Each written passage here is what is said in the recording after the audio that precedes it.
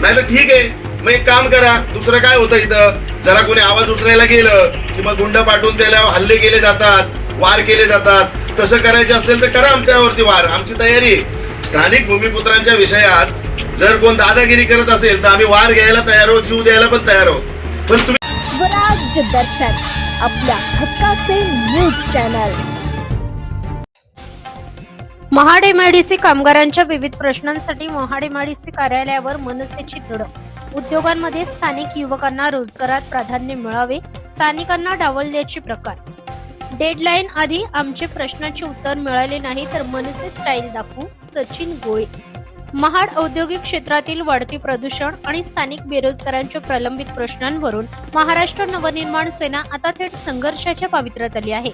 Mahad MIDC प्रशासनाच्या मनमानी आणि उदासीन कारभाराला जाब विचारण्यासाठी आज महाड एमआयडीसी प्राधिकरण कार्यालयावर मनसेचा भव्य धडक मोर्चा काढून धडक दिली.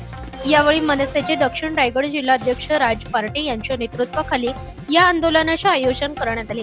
यावेळी स्थानिक कामगारांच्या अनेक मुद्द्यांवरती महाड एमआयडीसीच्या अधिकाऱ्यांना धारेवर धरले. डेडलाईनच्या आधी आमच्या प्रश्नाचे उत्तर मिळाले नाही तर मनसे स्टाईल दाखवून देऊ, सचिन गोळे, मनसे माथाडी कामगार अध्यक्ष. आणि याच्यामध्ये कामगारांचा फायदा व्हायचा तर होऊन द्या ना, 900 रुपये द्यायचं, आपलेच कामगार बांधव लागतात ना. कुठल्या कंपनीचा विषय? बिर्ला कंपनी बोलतोय ना मला. हॅलो, पाणी कंपनी वापरते, वीज महाराष्ट्र शासनाचं वापरते आणि स्थलांतरित कामगारांना जर कडेवर घेऊन खेळवणार असेल तर मग महाराष्ट्रातील जनतेला काहीतरी करावं लागेल. आणि रायगडमधली जनता तर शिवछत्रपतीचा इतिहास आहे इकडचा. पोलीस व्हेरिफिकेशन नाहीये, तो कोणत्या राज्यातून आला, तिकडचे पुरावे, इकडे त्याला राहायला घर कुठे दिलंय, ॲग्रीमेंट, हे सगळं पोलीस स्टेशनला सादरी करावं लागतं. त्याला नियुक्तीपत्र, तर ह्या सगळ्या गोष्टीचं काहीच नाही आहे तुमच्या कंपनीत. आज अनेक ठिकाणी सगळ्या ठेकेदार पगाराच्या स्लिप देत नाही आहेत. ESIC कामगारांनी एमआयडीसीच्या अधिकाऱ्यांना मीटिंग केल्या, नक्की काय मागण्या होत्या? मागण्या तर त्यांना सांगितल्या, मागण्या बऱ्याच होत्या की इथं स्वराज्याच्या राजधानीत आपल्याला मराठी पाटी नाही आहे कंपन्यांना. तर हे विसरलेत का मराठी भाषेला, आपल्या संस्कृतीला ती जाग आणून दिली.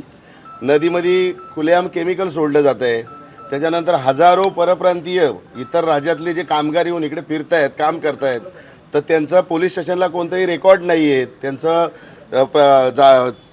पडताळणी जो काय आपल्या PCC असतो, पोलीस व्हेरिफिकेशन, ते नाही आहे. तर अशा अनेक गोष्टी आहेत. कामगारांना इथे पगाराच्या स्लिप मिळत नाहीत. एखाद्या कंपनीने 800 रुपये रोज दिला कामगारांना, तर या MIDCत जे कोण ठेकेदार आहेत ते टोळ्या करून जातात, त्या कंपनीला दादागिरी करतात, कंपनीच्या गेटवर आंदोलनं करतात. म्हणजे या कंपनीत ॲक्च्युली चाललंय काय? पहिलं आपण ऐकायचो की UP बिहारला दादागिरी चालते किंवा तिकडे कोणता कायदा नाही आहे. पण आम्ही महाराष्ट्रभर फिरत असताना या महाड MIDCत जे काय चाललंय, म्हणजे कॉन्ट्रॅक्टरची दादागिरी, दहशत, इथे भीती. एखाद्या कामगाराला जर कंपनीने सांगितलं की बाबा तुला परमनंट व्हायचं असेल तर वैयक्तिक 1-2 माणसाची नावं घेतली जातात की तुम्ही जाऊन त्यांना भेटा, मग त्यांचा निरोप आल्यावर परमनंट होऊन. अरे पण आज इकडे स्थानिक भूमिपुत्र आहेत, त्यांची मेहनत, त्यांनी 7-7, 8-8 वर्षे जे काय दिले तुमच्या कंपनीला, तर त्यांच्या मेहनतीवरती त्यांना परमनंट कायमस्वरूपी नोकऱ्या मिळू द्या. असे अनेक विषय आहेत. पण एवढा गलतान आणि बोंगळ कारभार जो आहे ना ह्या महाड MIDCत जो मी पाहिला, किंवा आमचे सहकारी आहेत, आता सचिन गोळे साहेब आहेत, राजेश उज्जनकर साहेब आहेत, आम्ही महाराष्ट्रभर फिरतो. पण इथे म्हणजे बोलतात ना ते गाव खातं. मला कळतच नाही की ह्यांना सरकारी नोकरी किंवा ह्या MIDC प्राधिकरणावरती ह्या जे वरिष्ठ कोण आता आहेत त्यांना माहीतच नाही आहे ते ॲक्च्युली कोणाच्या बोलण्यावरती काम करतायत का खरोखर त्यांना कायदा माहिती असून सुद्धा झोपल्याचं सोंग करतायत. काहीही कळायला मार्ग नाही आहे इथे. पहिली गोष्ट म्हणजे महाराष्ट्राचं दुर्दैव आहे की महाराजांच्या राजधानीमध्ये स्थानिक लोकांना कामं नाही आहेत. आणि स्थानिक लोकांना जिथे काम मिळतात तिकडचे हे ठेकेदार आहेत, जे MIDCमध्ये काम करतात, जे हे अधिकारी आहेत, त्यांच्या हाताखालचा भावला आहे. ज्या कंपनीमध्ये कंपनीला कामगारांसाठी भलं करण्यासाठी 800-900 रुपये पगार दिला जातो, हे कंत्राटदार कंपनीला सांगतात की 800 रुपये द्यायचा नाही, 400 रुपये द्यायचा.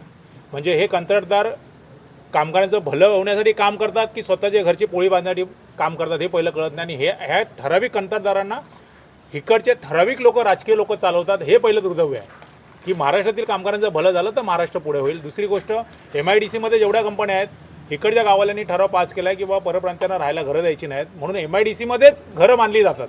मग त्याला परवानगी कुठनं येते? MIDCमधलं जे पाणी, केमिकलचं पाणी आहे ते नदीमध्ये सोडलं जातं, त्याला परवानगी कुठनं येते?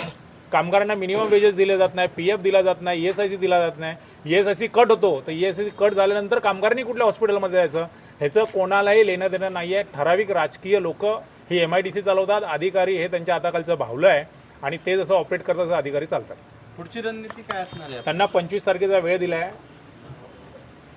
ज्यांना ज्या संघटनेने वेळ दिला आहे, तुम्हाला माहिती आहे महाराष्ट्र नवनिर्माण सेनेची काय पद्धत आहे, ठाकरे साहेबांची काय पद्धत आहे. जर 25 तारखेला आमचा आवाज यांच्या कानापर्यंत नाही गेला तर यांच्या कानाच्या आत तो आवाज कसा घुसवायचा आहे आम्हाला चांगलं माहिती आहे. थँक्यू.